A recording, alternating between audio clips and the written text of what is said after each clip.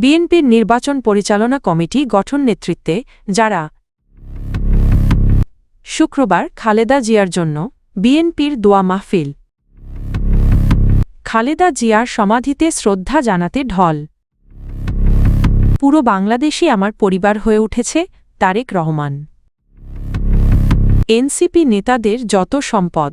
ত্রয়োদশ সংসদ নির্বাচন পরিচালনায় ৪১ সদস্যের কমিটি গঠন করল বিএনপি। আসন্ন ত্রয়োদশ জাতীয় সংসদ নির্বাচন পরিচালনার লক্ষ্যে ৪১ সদস্য বিশিষ্ট নির্বাচন পরিচালনা কমিটি গঠন করেছে বাংলাদেশ জাতীয়তাবাদী দল বিএনপি।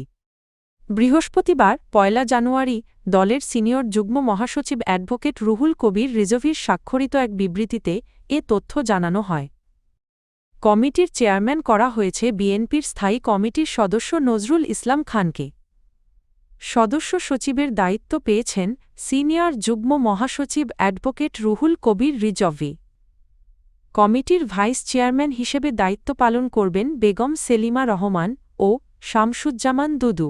প্রধান সমন্বয়ক করা হয়েছে মো ইসমাইল জবিউল্লাহকে। কমিটিতে দলের স্থায়ী কমিটি, জাতীয় নির্বাহী কমিটি এবং বিভিন্ন অঙ্গ সংগঠনের জ্যেষ্ঠ নেতৃবৃন্দকে অন্তর্ভুক্ত করা হয়েছে।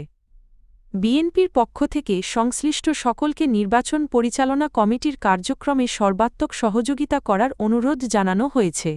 সাবেক প্রধানমন্ত্রী ও বিএনপি চেয়ারপারসন বেগম খালেদা জিয়ার বিদেহী আত্মার মাগফিরাত কামনায় মিলাদ ও দোয়া মাহফিলের আয়োজন করেছে বাংলাদেশ জাতীয়তাবাদী দল বিএনপি।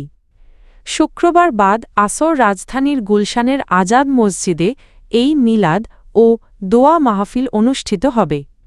বৃহস্পতিবার বিএনপির পক্ষ থেকে পাঠানো এক সংবাদ বিজ্ঞপ্তিতে এ তথ্য জানানো হয়। এতে বলা হয়, শুক্রবার দেশের বিভিন্ন স্থানে বিএনপির উদ্যোগে সুবিধাজনক সময়ে মিলাদ ও দোয়া মাহফিল আয়োজনের নির্দেশনা দেওয়া হয়েছে।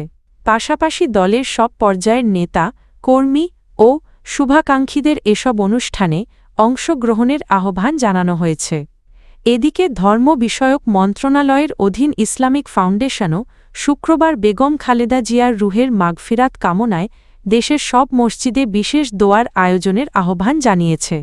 খালেদা জিয়ার সমাধিতে মানুষের ঢলশ্রুসিক্ত শ্রদ্ধা সর্বসাধারণের জন্য উন্মুক্ত করে দেওয়ার পর বিএনপি চেয়ারপারসন ও সাবেক প্রধানমন্ত্রী বেগম খালেদা জিয়ার সমাধিতে শ্রদ্ধা জানাতে মানুষের ঢল নেমেছে।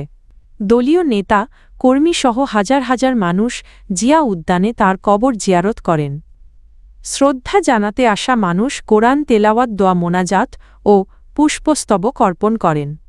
অনেককে সমাধির সামনে দাঁড়িয়ে অশ্রুসিক্ত অবস্থায় প্রিয় নেত্রীর জন্য দোয়া করতে দেখা যায়। মুসলিমদের পাশাপাশি হিন্দু, বৌদ্ধ সহ অন্যান্য ধর্মাবলম্বীরাও নিজ নিজ ধর্মীয় রীতি অনুযায়ী গভীর শ্রদ্ধা জানান। নতুন বছরের প্রথম দিন সকাল থেকেই জিয়া উদ্যান ও আশপাশের এলাকায় মানুষের ভিড় বাড়তে থাকে। নিরাপত্তার কারণে প্রথমে প্রবেশ সীমিত রাখা হলেও দুপুর ১২টার পর সাধারণ মানুষের জন্য প্রবেশ পথ খুলে দেওয়া হয়। এরপর বিএনপি ও সহযোগী সংগঠনের নেতা, কর্মীসহ সর্বস্তরের মানুষ সমাধিতে শ্রদ্ধা জানান। জিয়ারত শেষে বিএনপির নেতা লুৎফুজ্জামান বাবর বলেন, খালেদা জিয়া ছিলেন স্বাধীনতা ও সার্বভৌমত্ব রক্ষার প্রতীক। তার আদর্শ অনুসরণ করেই দল এগিয়ে যাচ্ছে। ঢাকার বাইরে থেকেও অনেক মানুষ শ্রদ্ধা জানাতে আসেন। নেত্রকোনা থেকে আসা যুবদল কর্মী আনোয়ারুল ইসলাম বলেন, বাংলাদেশ যতদিন থাকবে ততদিন দেশনেত্রী খালেদা জিয়াকে মানুষ স্মরণ করবে। মায়ের মৃত্যুতে শোক ও কৃতজ্ঞতা প্রকাশ করলেন তারেক রহমান। মায়ের মৃত্যুতে গভীর শোক প্রকাশ করে এবং দেশবাসীর প্রতি কৃতজ্ঞতা জানিয়ে আবেগঘন বার্তা দিয়েছেন বিএনপির ভারপ্রাপ্ত চেয়ারম্যান তারেক রহমান। বৃহস্পতিবার সামাজিক যোগাযোগ মাধ্যম ফেসবুকে নিজের ভেরিফাইড পেজে দেওয়া এক স্ট্যাটাসে তিনি এই অনুভূতি প্রকাশ করেন। তারেক রহমান জানান, ৩ বারের সাবেক প্রধানমন্ত্রী ও বিএনপি চেয়ারপারসন বেগম খালেদা জিয়াকে তার স্বামী শহীদ রাষ্ট্রপতি জিয়াউর রহমানের পাশে চিরনিদ্রায় শায়িত করা হয়েছে।